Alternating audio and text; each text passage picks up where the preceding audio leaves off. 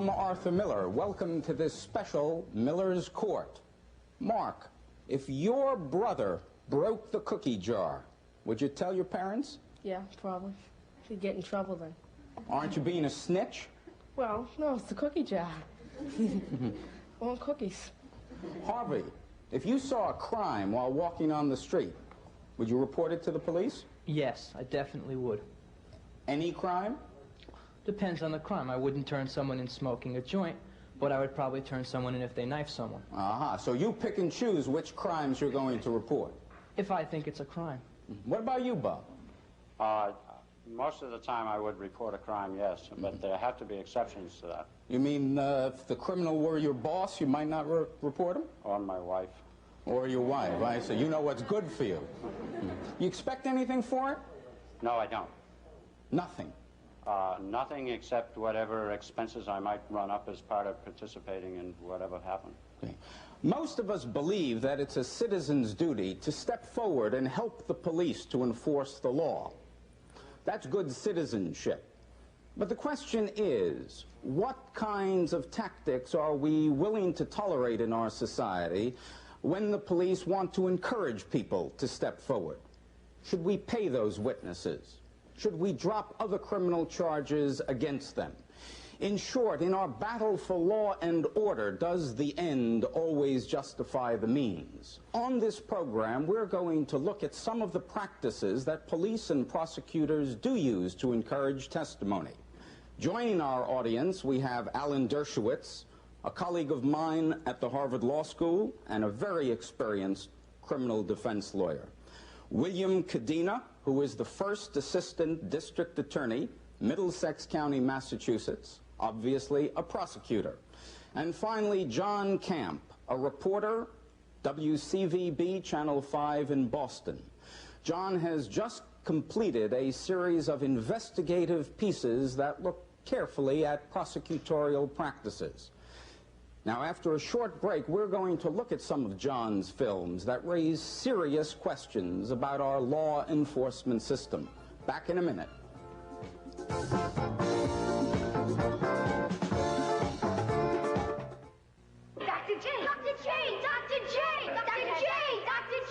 Dr. Chapstick. Dr. J has changed his nickname to Dr. Chapstick. Chapstick lip balm is serious medicine. It helps heal chapped lips and helps keep them from chapping in the first place. Dr. J!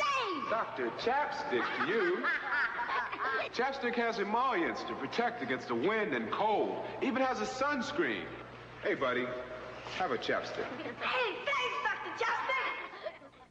The spasmodic characteristics presently in our substrophic This sphere funny weather we're should having respond to an imminent inversion, is likely depending, to of course, change on the soon. adiabatic lapse rate. Did you ever get the feeling your weatherman wasn't really speaking your language? As our isobars would indicate. So it looks like this... Then tune in the news that's tuned into you. News Center 5 with meteorologist Dick Albert. I give it an F and D for tomorrow.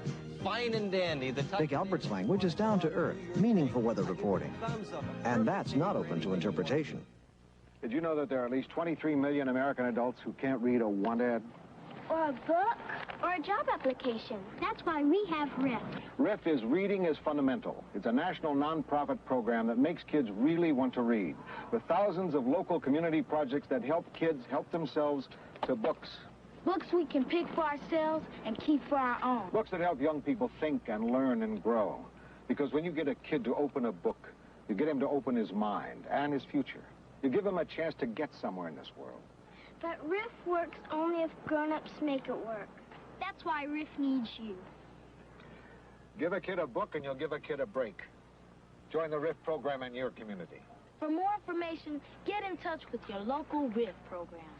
Or write RIF Box 23444, Washington, D.C. Hey, you're pretty smart. How'd you get so smart? Reading.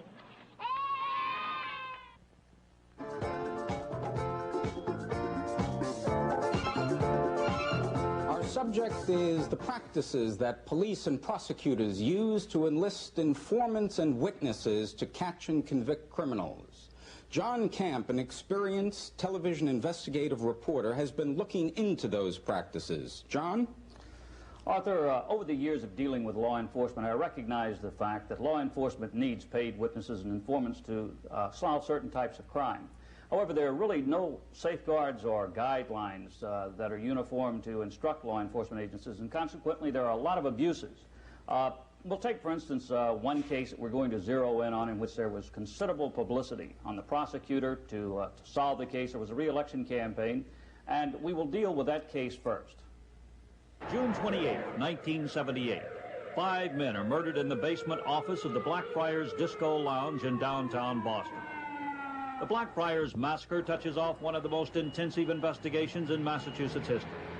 District Attorney Garrett Byrne, fighting a losing battle for re-election, pulls out all stops to solve the case.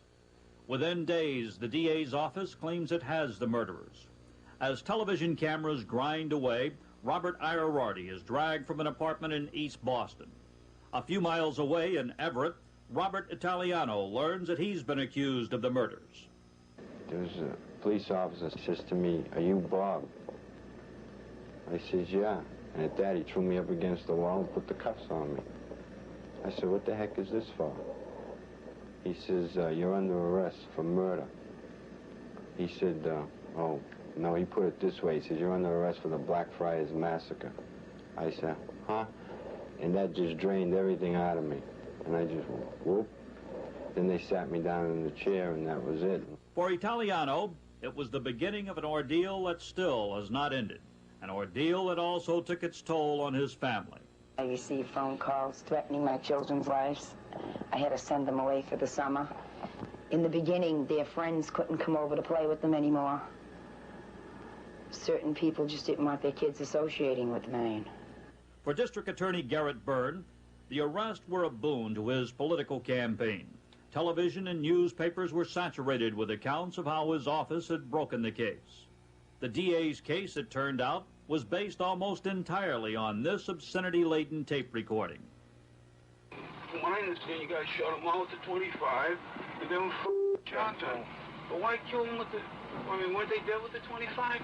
Investigators claim the voices on the tape were those of Robert Italiano and Robert Zachary. Zachary is a longtime police informant of questionable reliability. He contacted cops from Charles Street Jail, where he was being held on minor charges, and offered to provide information about the Blackfriars case if he were let out of jail. Investigators arranged his release, then provided him with a tape recorder to gather evidence. Can I just talk honestly? Yeah, go right ahead. What do you All right, listen. I can't understand, right? I mean, why the right? I mean, I can see finding there to rip the guys off of the coat, but why the matter? Let's give them a hard time, that's all, and them had, I mean, then all of them had to go. Dramatic tape, incriminating tape, but incredibly, a sham.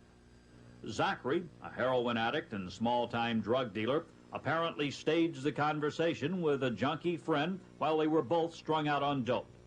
The friend later admitted the hoax.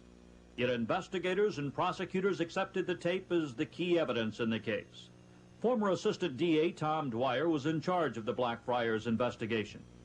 Well, first of all, at the time that I was at the district attorney's office, which is at the time of the arrest until a month or two thereafter before I resigned, there was never any strong suggestion of any difficulty with respect to this tape. And even until today's date, I'm not sure what the story is with the tape. Much of these events have happened since the time that I've left. But you have to understand that at least at the very early stages of that case, there was no evidence of any difficulty with that tape. Defense lawyers, however, were soon convinced the tape was a hoax. Robert Zachary, though, was insisting the tape was genuine. And even today, he tries to defend the tape. At the same time, Zachary concedes that he was telling investigators what they wanted to believe. Do you feel that you were saying what they wanted to hear, therefore they were going to accept it without a great deal of cross-checks? Yes, sure. I think the truth, which I told them, fit into their game plan, so I can't say how they were thinking, but being close to the situation, I felt that they didn't really care to check it out. Robert Italiano claims that by the time he was arrested, there was no changing the minds of investigators. They were convinced of his guilt. Matter of fact, that night that I was arrested, I told them, I says, listen, I'll take anything you want. You want to give me a lie detector test, a voice sting, a voice analysis on my voice, anything. Sodium pentothal, I said, you want to give me truth serum? I said, I'll take anything. That isn't me. I had nothing to do with this. And that was it. They didn't want to believe nothing. On April 9th, 1979, Robert Italiano and co-defendant William Iriarty were found innocent of the Blackfriars massacre. But the issue here is not guilt or innocence. The issue is the lack of safeguards and the use of paid witnesses. As it stands now, witnesses find it easy to string prosecutors along. Robert Zachary had good reasons to play out his role in the Blackfriars case. He was so valuable to the case that he was kept in a luxurious cottage in Bermuda. He was put on the state's payroll at $550 a week, more than twice as much as he ever legitimately earned. And there was an added bonus. Police helped his heroin habit, a reward Zachary's lawyer advised him not to discuss. I understand that you were provided with funds to purchase smack while you were in protective custody. This is true, I understand. Well, that's that's something that I feel it's not really doesn't pertain to anything as far as the prosecutional manner of me goes. No, I'm talking about from the standpoint of how far they were willing to go. Well, was it nobody buys? Nobody gave you money to buy drugs. Right. That aside, were they willing to do just about anything to ensure your comfort in the course of? Yeah, that's a different light on it. Yeah, they were more than good to me. I had what I wanted, whatever I wanted. But that was done after I had come forward. I didn't come forward, and say, well, I want this, this, and this. This was offered to me afterwards, to keep me comfortable and keep me happy. And it consisted of a lot of money, which was offered. 3 months after the Blackfriars trial, Zachary was indicted for perjury. Voice prints, however, of the massacre confession were inconclusive, and Zachary was found not guilty of faking the taped conversation. Today, more than 2 years after the Blackfriars murders, the case is still unsolved. Besides the identity of the murderers, there's another mystery in the case. In the heat of District Attorney Garrett Burns' re-election campaign, did the highly publicized crime become a political football, influencing investigators to seek quick indictments based on the testimony and evidence of a junkie informant? Suggestion that the politics in some way, in any way, played a role in that investigation is, in my view, ridiculous. It's totally inconsistent with the way that Garrett Byrne ran the district attorney's office, and it's totally inconsistent with the way that I ran the investigative section of that office. Oftentimes, prosecutors, the best-intentioned ones in the world, are overzealous. It's something I've been guilty of as a prosecutor. Boston attorney John Wall is a former top prosecutor in the U.S. Justice Department. Before going into private practice, he was chief of the organized crime strike force in New Orleans and a pioneer in the use of paid witnesses. The very nature, generally, of the person you're dealing with, if he's not the most intelligent man in the world, he often has very wise street sense.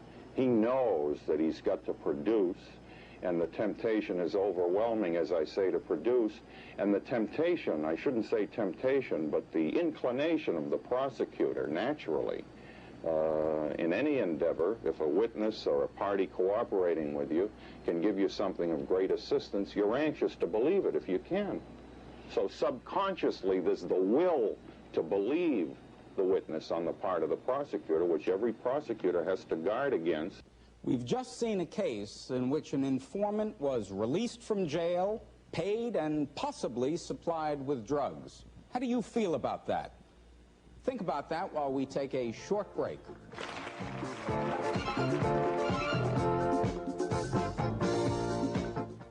What do you get for a McDonald's price? I get a cheeseburger for Gary, fries for Mary. Here you go, sir. And a high chair for Larry. Who's got time for a sit-down meal? I come to McDonald's for something quick to go. What do you get for a McDonald's price? I get a clean table. You get a lot more than simply your money's worth. I get here easy, because it's close. Yeah, and I like being close to my favorite French fries. You deserve a break today. Nobody makes your day. Nobody can give you all of this at a McDonald's price. Except McDonald's. Should Greg Baxter bake or block? Hey, that's quite a shiner you got. You getting a fight, son? What name did he call you? He called me a sissy. I think he's going for a sissy. Hey, listen, I would have belted him if he had called me that, too. Why did he call you a sissy? because I like to cook and take ballet lessons. I'm gonna teach you how to defend yourself. Calling me a few names isn't gonna hurt me. Isn't that right, Blubbergut? The Baxters, Sunday night, 6:30 on Fox. Now that our public schools are teaching more children with handicaps, the children without handicaps are getting some special education too. In this school, the children learn what it feels like to have a disability. It's okay. They learn something about blindness.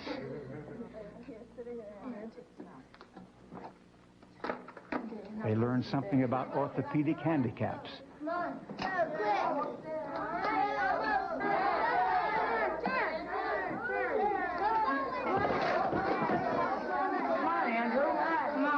And they learn something about themselves. If your child needs special education, we have free information that can help. Great, Andy. That was great. Right closer look, Box 1492, Washington, D.C., 20013.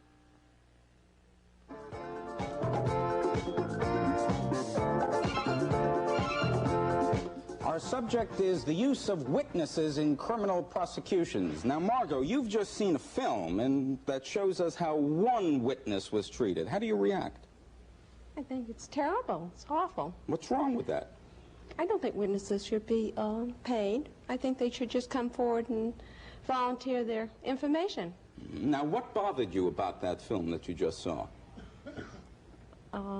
Was it that he was paid? Yes, paid, and that he was put up in a place in Bermuda. Mm-hmm. Vincent, how do you react to that? Oh, I think he's using crime to catch crime. Now, is there anything wrong with that? If it was me, it would be called bribery. Whereas the law enforcement, it's called cooperation. Yeah, but if the end result is to get a criminal off the street... Regardless, you're still using crime. Mm-hmm. We can't punish the officers, but yet you can punish the ordinary man. Mm-hmm. Stephen, how do you react? Well, I think there's something to be said for making deals sometimes with someone who wants to inform. But I think, as far as I'm concerned, I think it was a matter of degree. I think they went too far. They supplied him with dope. They let him get out of jail. They had to keep him happy, didn't they? Well, I think there's something to be said for having some type of safeguard and some type of rules eventually set up so that certain things are seen more as appropriate and certain things are seen as inappropriate. Now, how do you react to Vincent, who says you shouldn't use crime to catch criminal? Well, I think it depends on what your priorities are. I think if you want to try to catch some of the bigger criminals, that if you can try to make some deals with smaller criminals, that I think there's something to be said for that. But I can understand how somebody would feel differently. Mm-hmm. Now, Joanna? In this case, crime wasn't caught. I mean, you sent a person to Bermuda, you gave him drugs, and it still didn't pan out to anything. Well, you win some, you lose some. I mean, that's life, isn't it? I know, but I could make up a story, and if somebody would send me to Bermuda, I'd love it too, but it obviously... yourself on the stand, would you take the stand and lie under oath? Would you say something was not true just for a trip to Bermuda? Isn't that, in effect, what you're saying? And I don't think that's what you mean. It looks like a good deal. The person was taken off the street and out of jail for protection, not to give him a good deal. Once someone says, I'm going to tell about organized crime, I'm going to tell who committed 5 murders, their life in jail is minutes long. Jailhouses have conduits. People could get to them. Murders happen in jails. Those people need protection. Michael, do you think Bill is right that Bermuda is the alternative to a jail cell? Well, they're... How about Roxbury or Brooklyn or some other place? Or Bob was going to go to Los Angeles or Disneyland. Well, you can be murdered anywhere if your life is on the line for putting forth something that could indict somebody else. It's just something that's been happening, and if you cut out, this particular way of getting, your bigger criminals in jail, it's going to make the legal system even more ineffectual than it is already. So you believe the end justifies the means? Depending. Depending is a weasel word. What do you mean by depending? Well, if you're going to be going after your larger criminals, people who create violent crimes like murdering 5 people, and then it just turns out to be some sort of a scam, you've got to know where you're going before you can do anything about it. Well, which we don't seem to be doing. I think one of our friends in the audience has sort of suggested that if you tolerate these kinds of practices, you're going to breed people who become professional tale tellers. We're breeding those type of people throughout. That's what education is called, huh? Yeah. Bob, you said you'd be a witness just for your expenses. Now you saw a film which seems to suggest you didn't strike a very good deal. No, you could have gotten to Bermuda. And that's where I disagree. I can see the point of taking this man to Bermuda to get him away from those who might want to kill him. But I don't see paying him $550 a week, and I certainly don't see feeding his drug habit, especially when he may be using it on the stand when he gets back from Bermuda. But Bob, that doesn't sound like a moral principle to me. You sound like a cost efficiency expert. We'll buy the witness for the lowest possible price. No, I don't think so. The $550 and the drugs were public monies that I don't think had to be spent in order to perform the function of getting that witness safely to the witness stand. Seems he could have been protected just as well in the United States or Massachusetts, someplace as Bermuda, too. This man, he was a paid informant. Wasn't he an informant in I got the impression from watching the film that he had previously been an informant for the police, and that maybe they were releasing him knowing that he would be able to try and get evidence, either real or manufactured evidence, for what the district attorney needed. Okay, does it offend you at all, Rick, that deals are made with informants? Or is it really a question of making a better deal? It offends me if that man has previously worked with the police or the law enforcement agencies in informing on fellow criminals, to deliberately send him out, knowing that there's a good chance he's going to come up with some kind of evidence that you can use. Sure, that offends me. It offends me a lot more to do that than to send Bob to Bermuda if he had seen the crime, who generally wasn't taken out of the Charles Street jail to go get the evidence. Let's ask our prosecutor, Bill Cadino. Is it legal for you to pay these witnesses? Well, yes, it is legal to pay witnesses in the same sense that Bob would want to be paid his expenses if he went to California, and if he's going to be out there for 4 weeks, somebody's got to feed his family. In the meantime, you take a witness in a case like Blackfriars, who may be put in protective custody for his own protection for months, 6 months. He can't work, he can't go out and work because he's being protected. Who's going to pay for his family? And that's something where you see monies being paid. Now, I don't know whoever testified to the fact that $550 a week was paid, that heroin was given over, that he was taken to Bermuda. I'm not sure. It wasn't a case out of my office. I'm not sure that that was a part of the deal. That may be something Mr. Camp can address. Or Bill, what about the dropping of other charges against that person? Paying that witness off by saying, okay, we're not going to prosecute you. Again, that sometimes happens. In this particular case, we're dealing with 5 murders. The witness did not appear from the segment I saw to have anything to do with those murders. But suppose it was some other crime that the DA was thinking of prosecuting. Well, I assume that he had some drug charges. He appeared to have a drug habit, a drug addiction. Sure, you might give up a minnow to get the shark. And you're looking for somebody who committed 5 calculated, cold-blooded murders. And what are you giving up? Perhaps possession of marijuana, possession of some drug. Now, Alan, for the defense, how do you react? Well, first of all, I think you have to ask yourself whether you would want the same kind of deals to be made by defense attorneys. Should defense attorneys, who also need witnesses on behalf of their clients, should they be able to send people to Bermuda just to pay their expenses to make sure they're not hurt? Should they be able to offer them jobs? Should they be able to offer them inducements? But, you know, what you saw on the film, that is nothing compared to what goes on in the real world out there. Let me just tell you for a minute about cases I personally have had experience with. A man told he would be executed unless he testified, and his life would be spared. What are you offering him there? Life. Another case right out of New York Southern District, the elite prosecutorial office. The federal prosecutor said, I'll give you $80,000 cash to testify. Not even the prosecutor's money or the government's money. Money stolen from other corporations and other people. Now, Alan, are you taking the position you should never use informants? Or I am you should taking never the pay position for informants? The test should be, don't let the prosecutor do anything you would not be willing to let defense attorneys do. And since defense attorneys can hardly do any of this, and since the right to call a witness in a defense case is guaranteed by the Constitution, the Sixth Amendment, the government has no constitutional rights. The only right they have is the right to be efficient, not guaranteed by the Constitution. You're suggesting that defense attorneys never do this? Defense attorneys never take an alibi, never find a witness. Mr. Cadena would have these guys indicted before a grand jury in 5 minutes if they did anything like what was shown on that film. And you wonder why there were no investigations. If there were proof of what was shown on that film, it should be prosecuted. How come it's never been investigated? How come it's never been investigated? We'll save round two for the next segment. John, let's have a reaction There's from the you. U.S. Attorney's Office. There are special prosecutors' offices. It doesn't have The to be... U.S. Attorney's Office is in it up to its neck. Are they going to prosecute you when they're doing it themselves? Well, that is exactly why you have elected officials. If you don't like your elected officials, you go out and vote in new elected officials. That's how the whole A large amount of disbelief is running through the crowd. John, let me just get a reaction from John. I'm sitting in the middle. I think there should be guidelines, but I also believe that we're missing an issue. We're missing the issue of inevitable perjury when you deal with people like this. The credibility of that witness is what we have to address ourselves to. How credible is this guy going to be with the carrot held out on the stick and pulling him along? Well, those facts come out at the trial. Okay. Right. And let me ask you a question. Yeah. You're a prosecutor, right?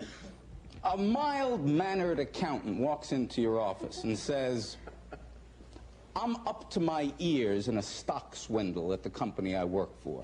You know, they've been ripping off the investors for years and years, and I can't stand it anymore, and I've just got to come forward with evidence of this stock swindle. As a prosecutor, you're interested? Sure. He says, now, you understand, I can't work there anymore, so would you mind supporting me for a couple of years? Yes, I would. You would? And then he says, by the way, I'm going to have to move out of this community. There's no way I can live here. I've always wanted to live on the Riviera in my declining years. Yes, I would. You would do that too? No, I'm saying yes, I would mind paying for his living on the Riviera for a couple Now, where are you going to draw the line? As a prosecutor, what goes through your head? I mean, you want to stop that stock fraud, don't you? Sure. Now, what are you going to pay for it? That's a tough question. What are you going to pay for it? There are thousands of investors out there getting burnt. Right? Ann, how do you react? I would say, how can he prove his case? If he can prove his case He brings you the books. He brings you the books. And you don't want to can't pay? prove it any other way but through him. That's right. He's the only witness that can testify, and there's lots of corroborating evidence. But he says, I can't work there anymore, and I've got a family. So now you're faced with a situation where you're going to have to support him in some way, or else you're just going to say to the case, let it walk out the door. But Bill, would you allow a defense attorney to do it? Would you allow a defense attorney to pay for the... The defense attorneys aren't interested in the slightest in prosecuting. All right, you've had your chance, guys. I want to hear what Ann says. What are you going to do? You're going to let 1,000 people get swindled year in, year out? Or you're going to pay to get that prosecution going? I think that you would have to support him to the best, in the best possible, most efficient manner, but that does not mean $550 a month. It means how does your average reasonable person live? $1,000 a week? In other words, there may not be an absolute. There may not be an absolute. We've been discussing a case in which the witness voluntarily came forward to speak about the crime. In a couple of minutes, we're going to see more of John's films, this time a case in which the prosecutor pressured the witness to come forward. Let's take a short break.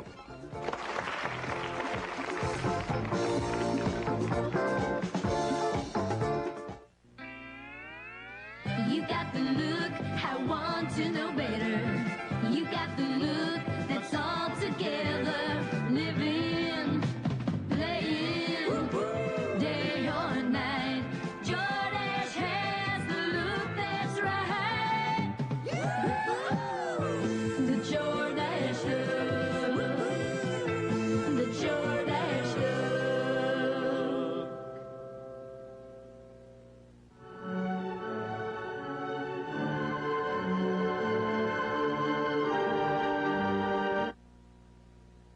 Listen, the money that supports the Boston Symphony Orchestra is running out. And if the money runs out, the music will too. But with contributions from you or your company, the BSO can keep right on going. Don't just applaud. Give the BSO a hand. Something which is known to have been from the beginning. This we have heard and seen with our own eyes. Something we have touched and have carefully watched. The Word who is life, this we share with you.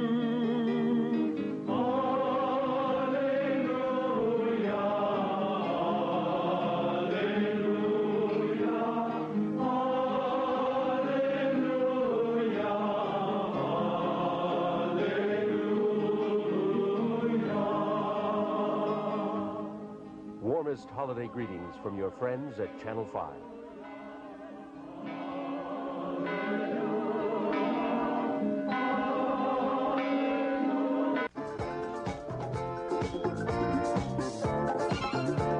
Our subject is the uses and abuses of witnesses in criminal cases. How far do we want the law enforcement people to induce people to testify?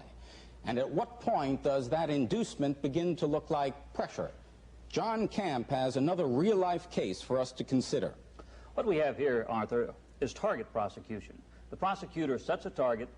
He doesn't have evidence, so he goes out and he finds himself witnesses to prosecute this individual. We'll look at one such case. President of rock and roll, Mr. Miles Connor. Not too long ago, rock and roll singer Miles Connor stood at the threshold of real fame, a step away from becoming a nationally known entertainer. But sometimes only a thin line separates fame from notoriety. Connor crossed the line. And I hear the lonesome whistle way down in San Antonio. When I was just a baby, my mama told me, son, always be a good boy, don't you never play with guns. But I shot a man in Reno just to watch him die. But anybody in law enforcement that hears my name, I'm sure must think that I'm running second neck and neck to Attila the Hun. Miles Connor, viewed by cops as a master criminal, a reputation that is especially true with the FBI, which has been trying to pin something on him for years. Much of the animosity can be traced to this priceless Rembrandt, a painting that was stolen at gunpoint in 1975 from the Boston Museum of Fine Arts. A year after the museum robbery, Connor offered to get the painting back for a price. He wanted out of prison. The FBI opposed any kind of deal, claiming that Connor masterminded the whole scheme from theft to ransom to make a deal for himself. But other law enforcement officials thought differently, and a deal was made. Ever since the return of the painting, FBI agents have been trying to get something on Connor. Last year, they thought they had succeeded. In my position, it's kind of hard to come across as a person that would be shocked at anything, but in all of my life, I have never, ever encountered anything that can come close to what's been going on over the last year. Within the last year, Connor has been accused of crimes ranging from robbery to murder. The issue, though, is not his guilt or innocence. The issue is Connor's accusers. the deals that have been made with them, the rewards that have been given, and the lengths to which prosecutors will go to win a conviction.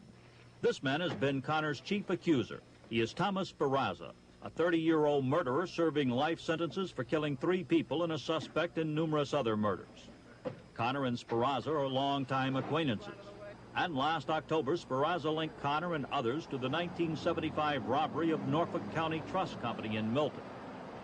According to FBI reports, Speraza became an informant just 3 weeks after his wife and mother-in-law were indicted for being accessories to one of his crimes. Alice Richmond, a defense attorney in the case, says Speraza was coerced into becoming a witness by FBI agents who told him his 5-year-old daughter would be taken away from his wife if he didn't cooperate. So he said to me, you know I'm gone. I'm never going to hit the street, and I'm going to spend the rest of my life in prison. But that's why my daughter has to have her mother. And when they started telling me that they were going to take, the welfare was going to take my daughter away, and that my wife was going to prison, he said I decided I had to do something. In a sworn affidavit, Miss Richmond states that Speraza began having pangs of conscience and wanted to recant his testimony against Miles Connor. But before he could be taken before a judge, he was rushed to the federal courthouse in Boston to meet with prosecutors. Afterwards, he said his statements to Miss Richmond were only a hoax aimed at increasing his benefits. And those benefits have been substantial. First, prosecutors worked it out so Speraza's wife and mother-in-law wouldn't have to go to jail. Then the Speraza family was relocated and put on the federal payroll. At last accounting, they had collected more than $25,000 in benefits, including such expenses as $1,500 to get his sister-in-law's teeth fixed. During his chats with the FBI, Speraza confessed to another murder. Prosecutors arranged a deal in which he could plead guilty and get no more prison time added to the life sentences he's serving for other murders. In effect, Speraza had everything to gain and nothing to lose by testifying. The prosecution then lined up a supporting cast of witnesses to corroborate Speraza's testimony. These witnesses were also the kind of people whose pictures end up on post office walls. There is Diane Wazen. Yes, I know Diane Wazen. Diane Wazen is perhaps, I don't know how you describe this person. She's responsible for 9 hours of tapes. 9 hours of tape of the most egregious lies that you can possibly imagine. Fiendish lies. Lies that would curl the hair on your head. And for 2 years I was hearing these stories about this and that, and I was running around all over the place to people that I knew, trying to find out where these stories were coming from. The tapes are statements by Diane Wazen to U.S. Treasury Department agents, including bizarre stories about crimes that never happened. For instance, she accused Miles Connor of murdering a man by injecting him with an overdose of drugs, then stabbing the victim.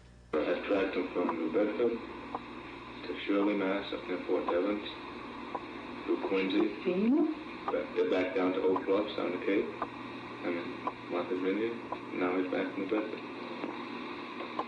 How did he get there? Well, sir, I don't know what you know about the details. You said you thought he was dead when he left the apartment. They took him out, but it seems like either he couldn't have been the guy or he wasn't dead, because he's alive and well. There have been other credibility problems with Miss Wazen. She was indicted earlier this year for forging $22,000 in traveler's checks. Ironically, the checks were cashed at Norfolk County Trust, the bank she accused Miles Connor of robbing. The forgery scheme took place while Miss Wazen was under the protection of U.S. Marshals and collecting benefits as a paid witness. These benefits included direct payments for living expenses, which at last accounting amounted to more than $13,000. The feds interceded with at least one local law enforcement agency to help Miss Wazen out of criminal difficulties. And prosecutors also went to bat for her brother to get him out of prison. He was in on drug charges. Then there was Miss Wazen's boyfriend, Jimmy Stokes. Stokes has a long criminal record and is in prison for murder. He was also recruited as a witness against Miles Connor. In return for his testimony, prosecutors promised to help get his murder sentence commuted. Another key witness in the Connor trial was Bobby Fitzgerald. Fitzgerald has a rap sheet showing more than 70 arrests over the last 20 years. In return for his testimony, prosecutors helped him beat several pending charges and paid him $4,000 for relocation and living expenses. I think it was very clear in this case that each one of these witnesses had more reason to lie than to tell the truth. The jury didn't believe the prosecution's lineup of criminal and paid witnesses. On June 21st, 1980, Miles Connor was found innocent. I think there's a more serious risk than simply using very bad people to prosecute pretty bad people. And the more serious risk is the inevitability, and I don't say the high probability, but in my opinion, the inevitability of extensive and frequent perjury and the attendant likelihood of the conviction of a person innocent of the crime charged. Were those prosecutors right in making a deal with a murderer to catch a bank robber? Was that pressure a little too much like undue influence? We'll be back after a short break for more on Miller's Court.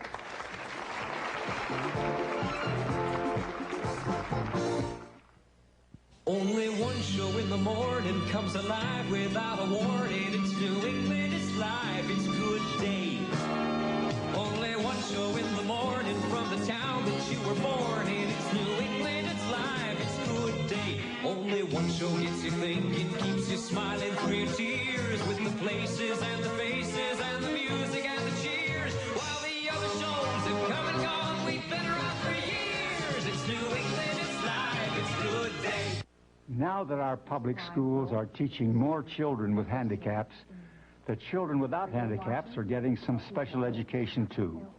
In this school, the children learn what it feels like to have a disability. It's okay. They learn something about blindness.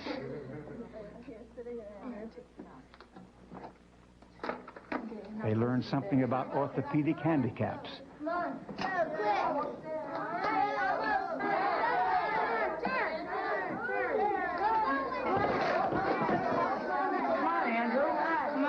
And they learn something about themselves. If your child needs special education, we have free information that can help. That was great, Andy. That was great. Write Closer Look, Box 1492, Washington, D.C., 20013. Hey, some party, huh? Marcelino! Bobby! Hi! How you doing? Have a drink. All right, thank you. This Kathy. I feel so confused. I don't know what to choose. Should I give in and listen to him, or stand my own ground, my head spinning around? I feel... Should you drink? You're not sure. It can cause confusing emotions. Call 524-7884. Get the facts for yourself.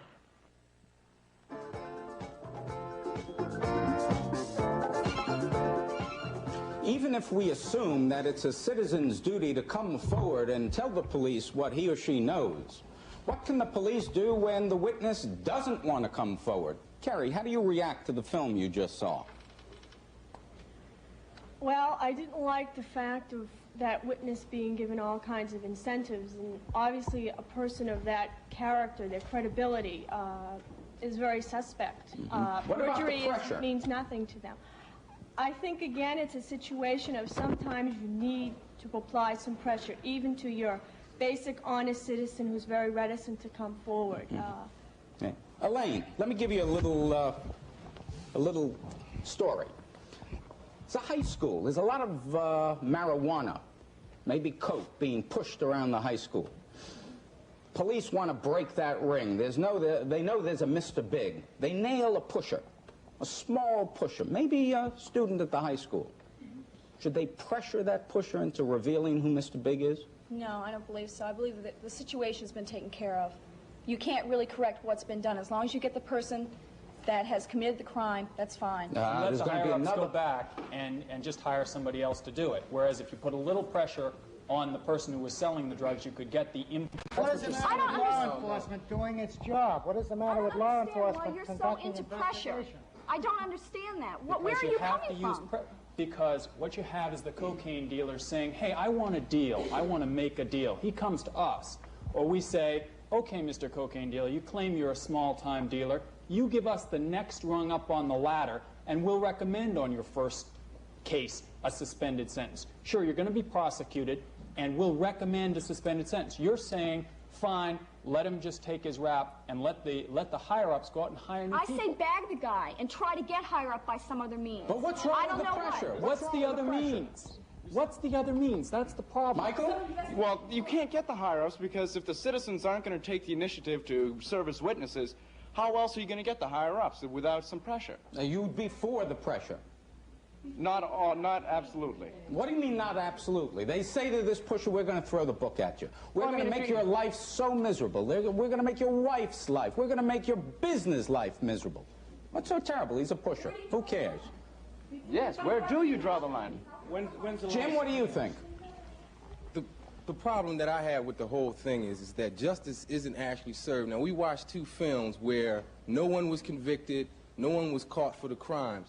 And what happens, I think a lot of times, is that prosecutors are just interested in racking up convictions. Now, the Garrett Burns thing... That's just it. They're interested in convictions, right. is what you're saying. There were no convictions. But it's justice served. It's justice served, actually, justice right? You got nobody. Served nobody went to prison for it. Because nobody a jury went to prison for was it. involved in both of those cases and didn't believe those people. Would you have believed Miles Connor? Of course. But on the other hand... Miles Connor's is not, his M.O. is not murder. His M.O. has something to do with something else. But the point is... I'm afraid I don't know okay, Miles. all right, okay, I have to know. Let me test the thinking out a little with another fact situation. Would you use pressure against that high school pusher to get Mr. Big? No, I wouldn't, for the simple reason, what we're talking about, the narcotics dealer, would you kindly tell me when's the last time your office ever got any big pusher? And we all know where the drugs come from. We know the international problems. We know where it's grown. We know how it's shipped here. I do, and I'm certain you do. And with those films there, that's the most disgusting thing I've ever seen. For the simple reason they use the same thing with parolees, with revocation of their paroles. Okay, John, let's get off drugs. Let's get off drugs. Suppose it's a hillside strangler type, loose in the community. Well, we can go and there's somebody out there who you know as a prosecutor knows something about that strangler. Is it in society's interest to put the screws to that guy and say, tell us who he is, because we're having a murder a week in our community? Well, they're having a murder a week in Boston. The cops can't solve it. You're not answering the question, John. And you're not answering the question. And you're not answering the question. Well, I agree with him. I'm very offended that they're not thinking. I think whether or not there was a conviction, whether anybody went to jail is besides the whole point. I think the issue is the way they're going about this. And I think that, you know, we pay a lot of money to law enforcement people, and they ought to do their job. Even if there's a murder in the community I think that the pressure should end, and if they think that somebody knows something about a crime, you ought to bring somebody in, talk to them, try in a legal way, something that's totally legal, try to say, listen, you know, we need this, and you may not get the information. It may not, you may not be able to solve the crime. I think you have, it's important not to throw off one person's civil right, one person's rights for another. Alan, and I think that you have to deal with what you have. Well, obviously, a subpoena by itself is pressure. We're talking about how far you can go. We're talking about what really goes on out there is threats against your life, threats against your wife and family, threats against your income. It happens all the time. And it's interesting that in this show, both the defendants were acquitted. I agree with Bill. That's a little bit of a distortion. In most cases, the people are convicted, and many of them are innocent. And they're convicted because the defense is not entitled to do this kind of thing. Am I hearing you that you would never use pressure? You would never permit the prosecutor to use pressure? Well, no matter what the nature of the crime is? A prosecutor to use the kind of pressure that a defense attorney could not use. Because remember one thing, we defense attorneys, we need witnesses who will lose jobs if they testify too. And if I ever dared to do anything but use a subpoena, this guy would have me indicted in a minute, and yet he can do it with complete freedom. But it's That just isn't right. But you know, let me up the ante. I'm trying to make it tough for the civil libertarians here. Gabriel, I've tried a drug pusher, gotten nowhere. I've tried a hillside strangler, I've gotten nowhere. How about a terrorist in the community? There's a bomb planted, a bomb a week. And you nail a member of the terrorist group as a prosecutor, and you know if you don't get the beans from them, there'll be another bomb going off next week, maybe in the high school. What do you do? Well, it really, what happens in the courtroom is going to have a lot of effect on whether you're going to believe what that person is saying... You're going to sit around and contemplate your navel waiting for the bomb to go off? Or are you going to... Well, if in extreme circumstances, just like if you yell fire in a crowded theater, I mean, certain things... Mark, what would you do? I think that should apply some pressure. So how much pressure, Mark? Well, I don't know where to draw the line. Enough to stop. I've got a man who will go to the rack and the thumb screw, huh? Only to the point that you get it and it's done with it and you worry about it later on. You'll have to pay the price, possibly. That's one where you think the end justifies the means? Only to the extent that if you are applying the pressure, you have to realize that you're our tough nut here. I got that bomb in the high school. You still going to play kid gloves? No, I think the kid gloves going off should end. tomorrow. You know, you've gotten the message. The bomb's going off. Then would you torture? Would you torture? Wait a minute. You're not going to pressure a terrorist. Hold it. You might pressure some of them punks you were talking about. But you're not going to pressure a terrorist. If he says that bomb's here, it's going off, it's going off. That's what the tough guys hold it. Vincent, put her child in that high school and see what happens. All right, Eileen, your child's in the high school. Okay, I think that that's a very good point. You have to, when you're talking about legal issues and civil rights, you have to take a step back from being in the on an emotional level. And I don't want to talk from the person who, if it's my daughter or my son there, just like I'm not the person to ask if my son, daughter, mother, or father got killed.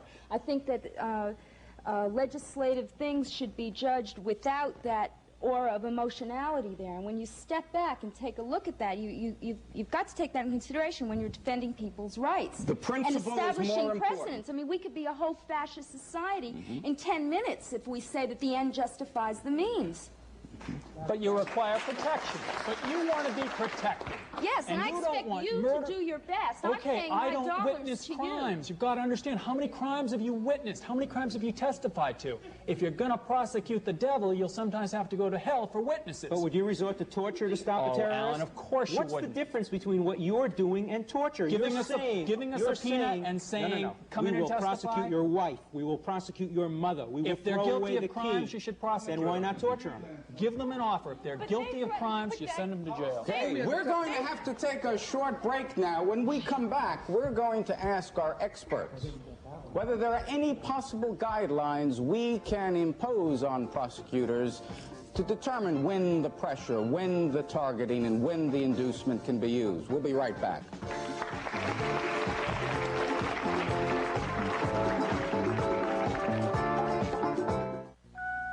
When you put on your smile, you've got to suit your own style. And Quencher suits me to a cue. Color me Quencher, give me a smile.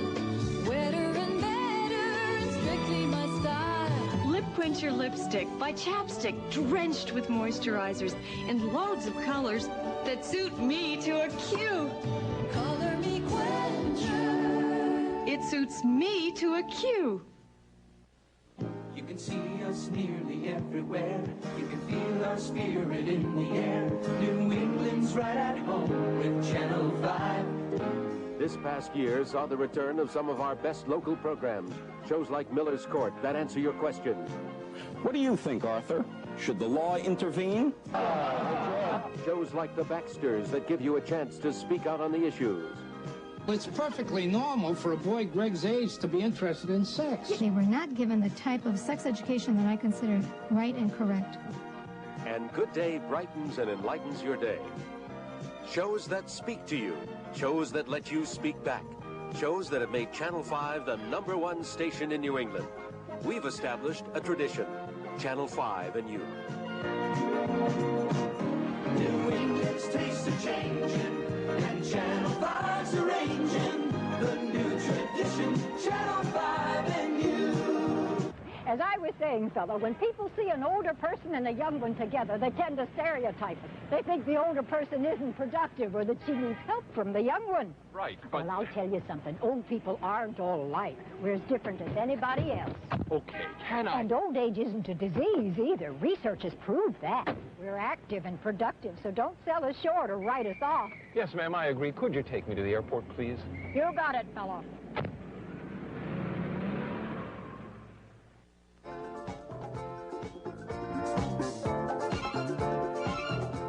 I was watching Ray during our last discussion, and he was pretty frustrated. Why, Ray? Well, it's been pointed out earlier here that 85 to 90% of the crime in the country is unsolved.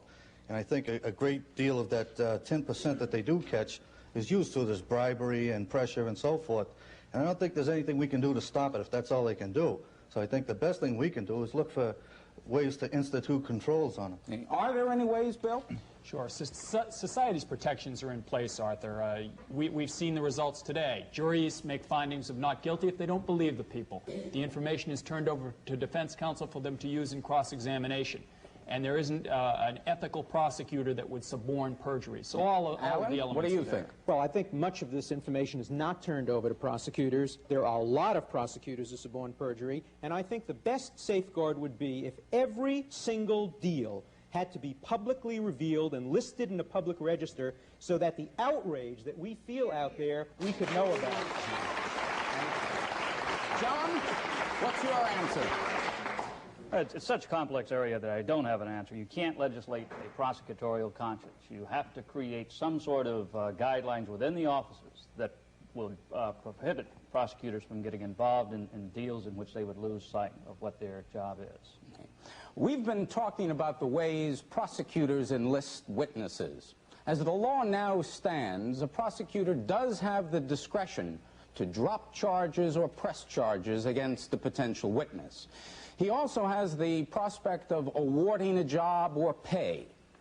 Now, these practices are said to be quite necessary by prosecutors like Bill Cadena.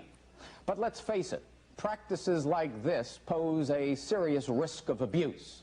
Some of our audience was outraged at the kinds of favors and money that were passed to potential witnesses. And perhaps even more important is the question of the risk that witnesses will perjure themselves, which will undermine the integrity of our criminal justice system. I suspect that most of us would tolerate these practices if we were sure they were directed only against known and hardened criminals. But let's face it, the risk of abuse is that they might also be aimed at law-abiding folks. Frankly, I don't want to live in a world in which I'm constantly afraid that these pressures will be used against me. Do you? Thanks for joining us on Miller's Court.